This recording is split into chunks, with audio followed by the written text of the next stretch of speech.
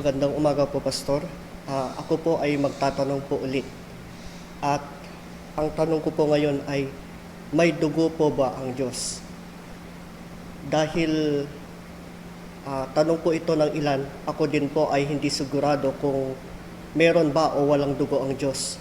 At ilan po sa mga sagot na aking naririnig ay walang dugo ang Diyos. Para sa inyo po, ano po ang sagot po? Good morning sa lahat ng mga sumusubaybay po sa programang ito, Question and Answer ng Light of Truth Ministry. At kay Sir Heikki, again, good morning. Ganda yung tanong. Ulitin ko, ang ganda ng tanong. This is my first time na marinig ko yung tanong na ito. Kaya hindi ko rin masigurado kung kung maganda itong sagot. Pero I will try. I will give my best na mabigyan ko ito ng sagot. Dahil tanong pala ito ng marami na rin at meron na rin palang sumagot din. So, I will give my answer to this question. Kung ang tanong mo, Sir Heikki, kung ang tanong ng marami ay kung may dugo ang Diyos, diretsahan na tayo. In the book of Acts,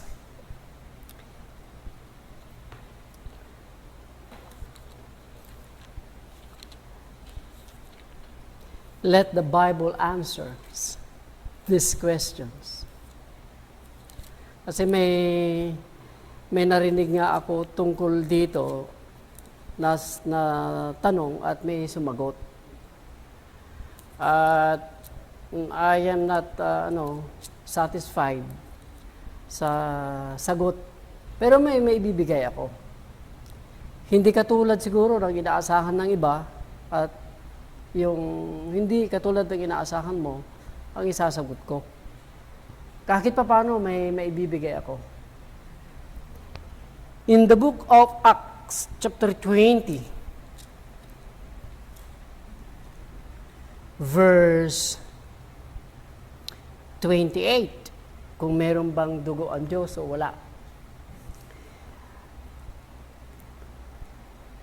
Si Paul ang nagsasalita rito at ang kinakausap niya ay ang mga elders sa Ephesians.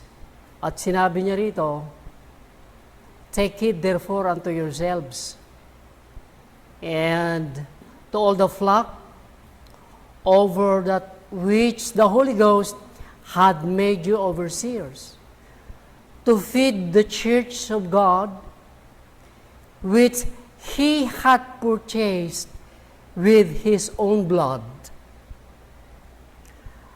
Ito pala yung dahilan, Sir Heikki. For me,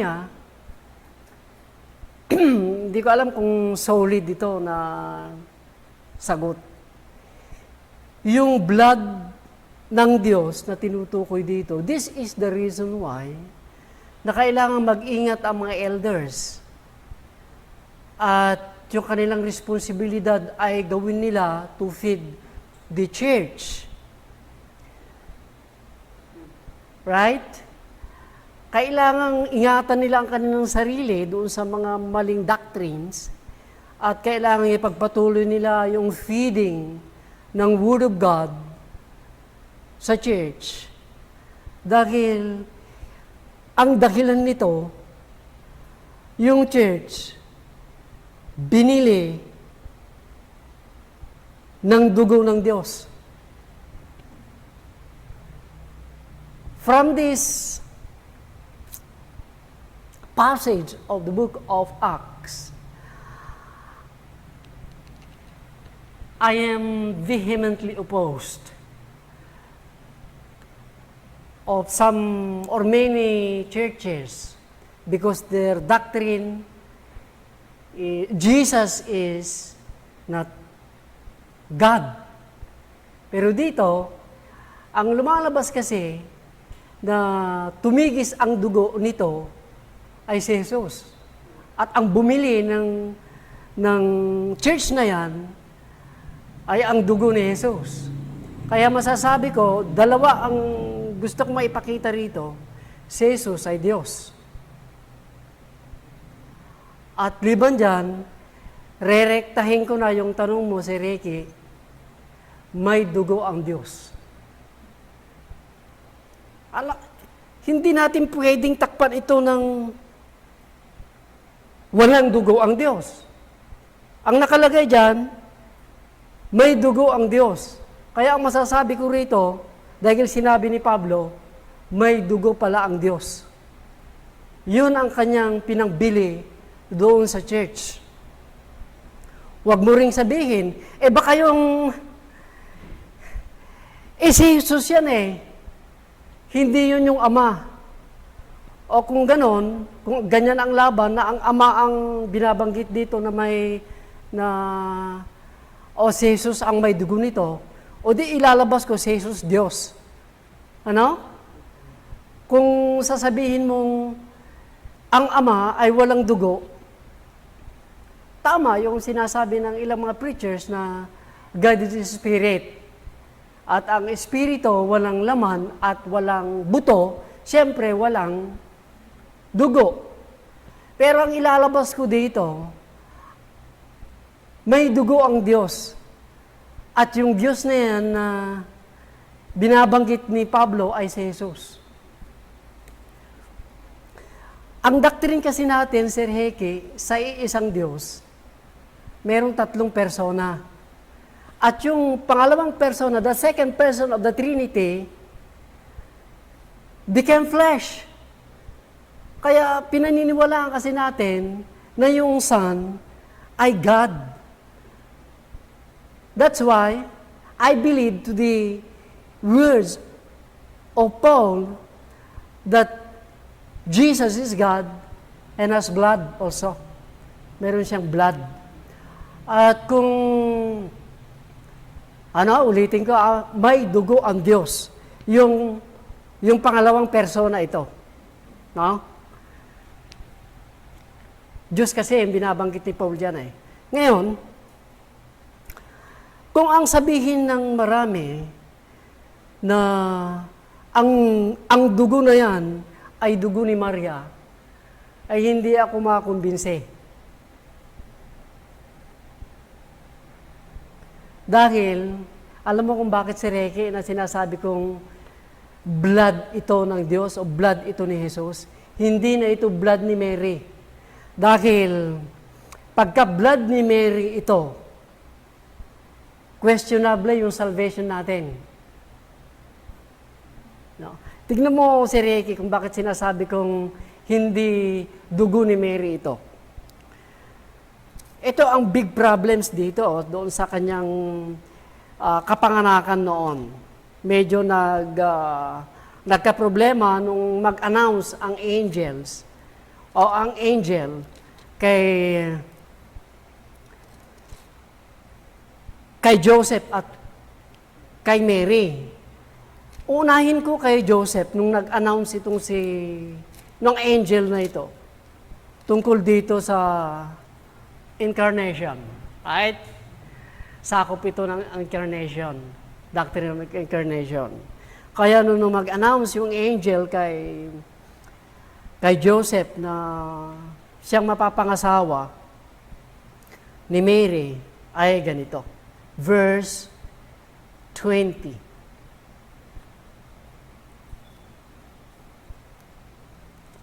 Tignan natin, uunahin ko nga dito sa may verse 18. Ganito kasi yung pagkasilang ni Jesus. That is the record of Matthew. Malinaw Kaya babanggitin ko na rin, dito natin huhugutin yung kung anong uring dugo meron si Jesus. Sapagkat ito ang sinasabi ni Matthew, ganito ang kanyang kapanganakan. Mahalaga yung salita ni Matthew, ganito kasi yung uri ng kanyang kapanganakan.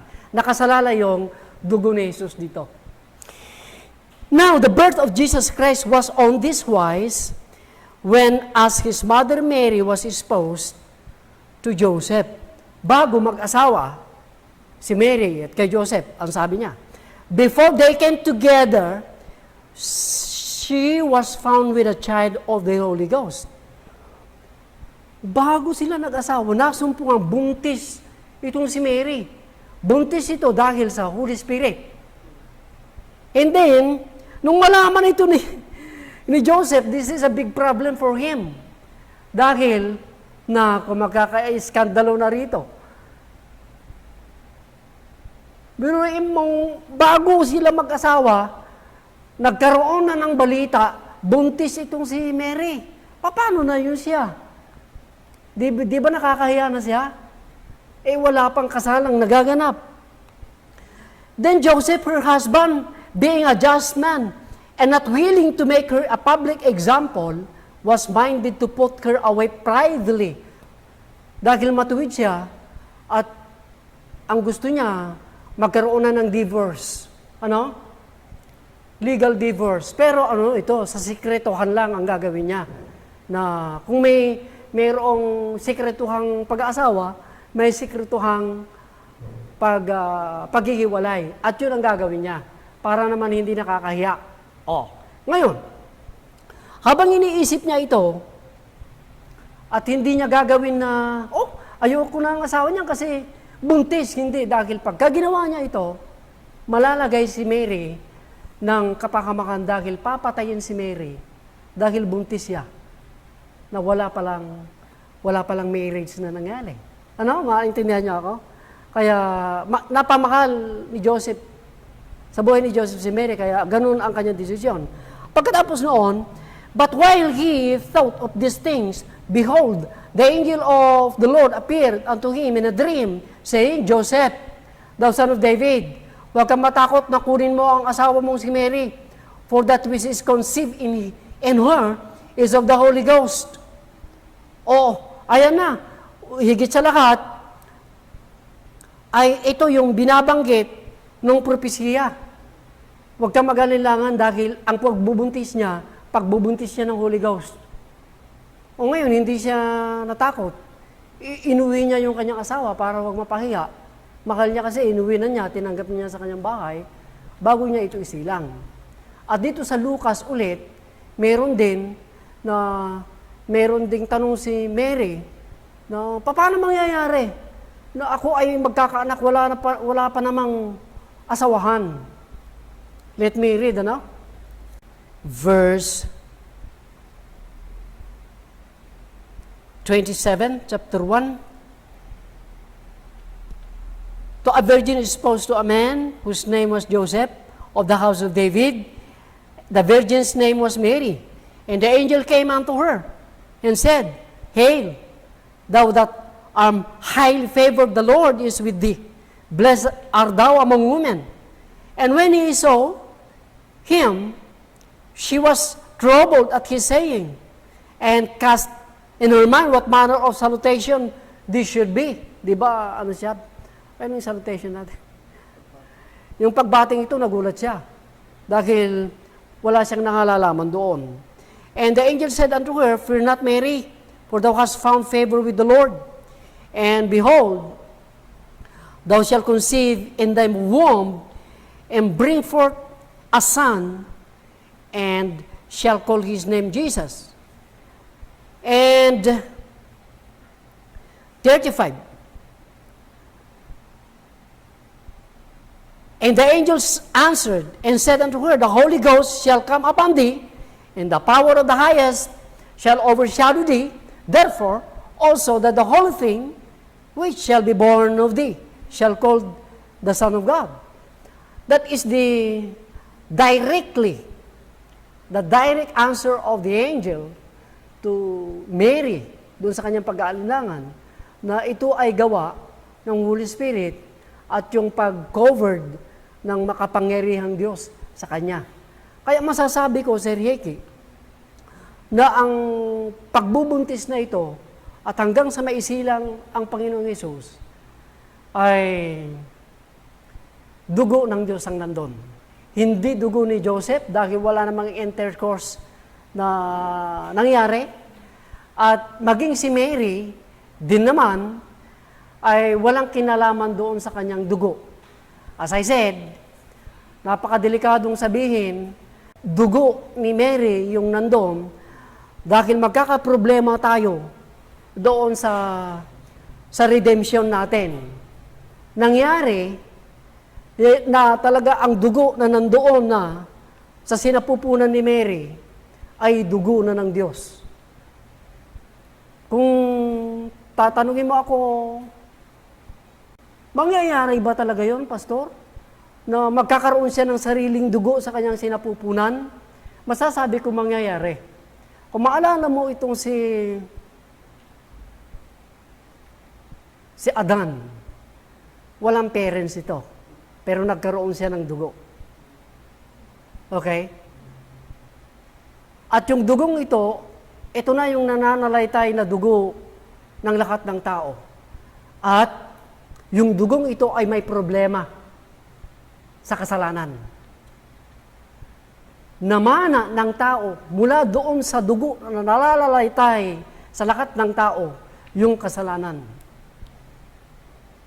Kaya binabangkit ni Pedro na yung dugo ni Jesus na pinangtubos niya sa atin at ng mga Hudyo ay precious blood of Jesus. Banal na dugo ito, napakahalaga.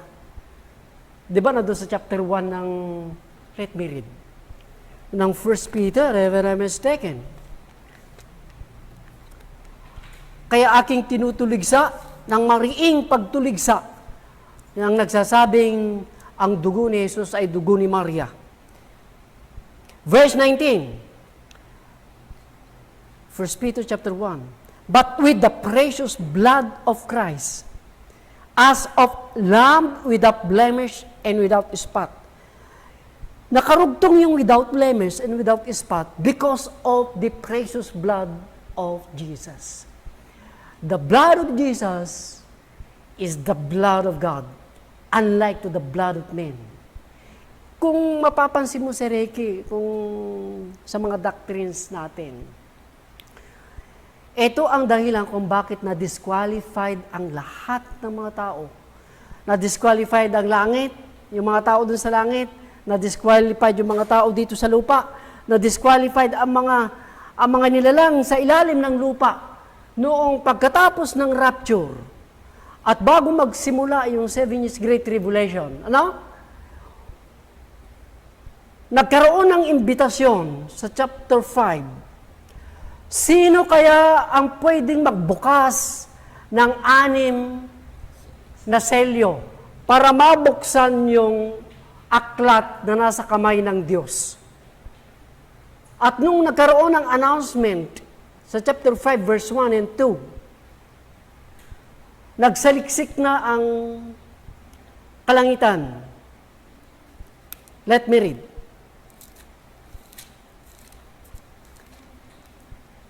Verse 5. And I saw, chapter 5, verse 1. And I saw the right hand, Revelation, that sat on the throne, a book written within, and the backside sealed with the 7 seals. And I saw a strange angel proclaiming with a loud voice, who is worthy to open the book and to loose the seals thereof? And no man in heaven, nor on earth, neither under earth, was able to open the book, neither to look thereon. Kaya umiyak ng mainam si John, because no man was found worthy to open and to read, neither to look thereon.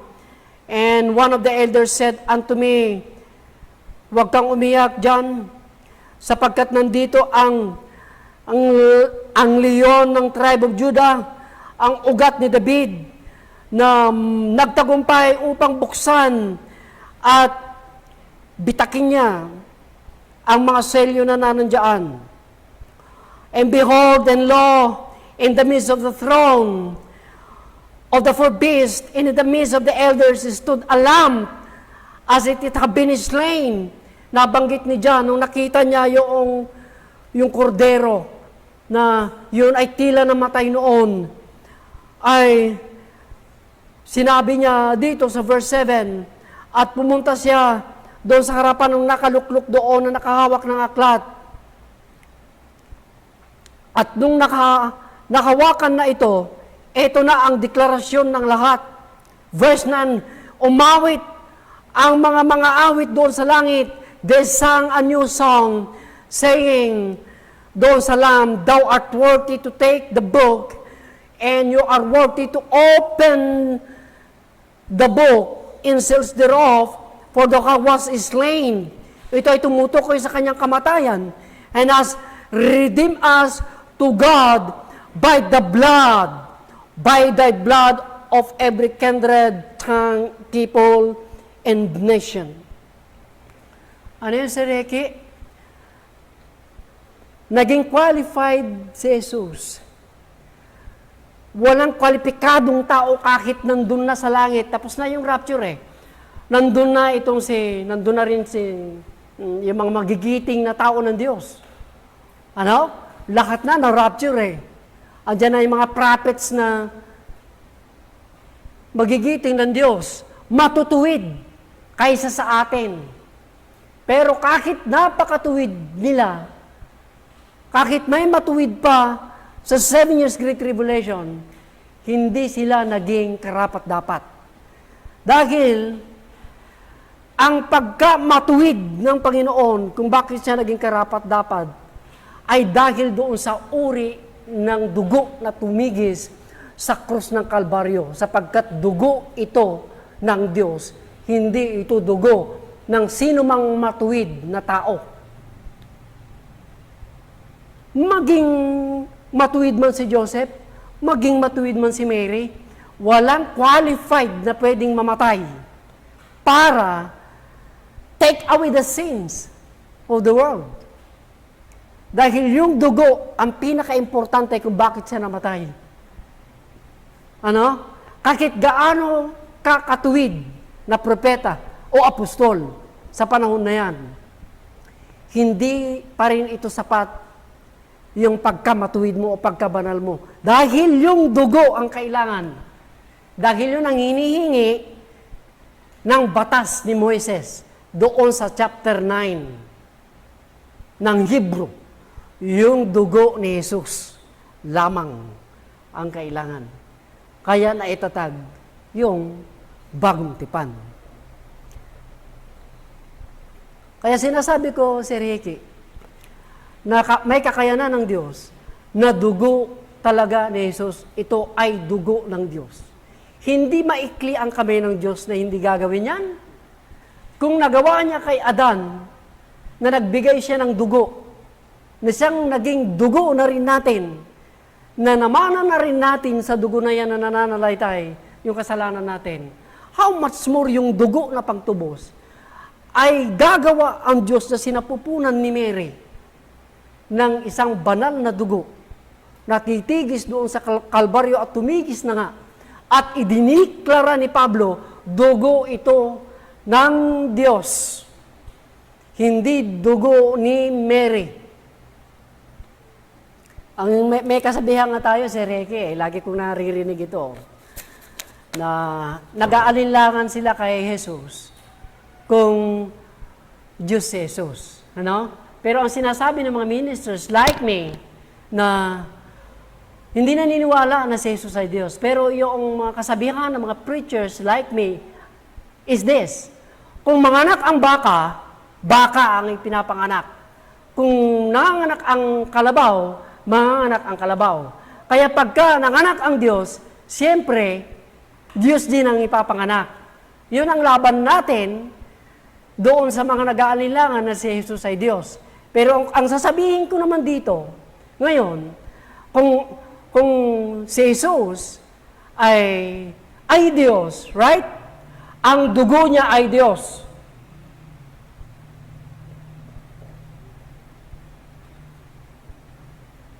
Okay. At kaibang dugo mula sa tao, ito. God the Father created Him His own blood. That's why Paul declared the truth to the elders. Diyos, si Jesus, at yung dugong ito ay dugo ng Diyos. And that is my answer. Hindi na natin maisa-isa pa. Kung ang itatanong mo sa akin si Ricky ay, ano pa ang dahilan kung bakit niya isinilang o ipinagbuntis si Jesus? Kung hindi pala dugo ni Mary yung nananalaytay. Unang-una, to fulfill the prophecy in the Old Testament. And that prophecy is for King Asa in the book of Isaiah. And at the same time, not only that reason, ay yung flesh ang kailangan natin para magkaroon ng katawan. Kaya nakasentro doon sa chapter 10 ng Hebrew, inihanda mo ako ng iyong katawan. O inihanda mo ako ng katawan. Yun. Katawan ang inihanda doon sa sinapupunan. Pero ang dugo, inihanda talaga ng Diyos. That's it. Thanks for that questions. God bless you, brethren. And may the Lord give you the understanding to understand this question and answer. Thank you so much. Premiumbeat.com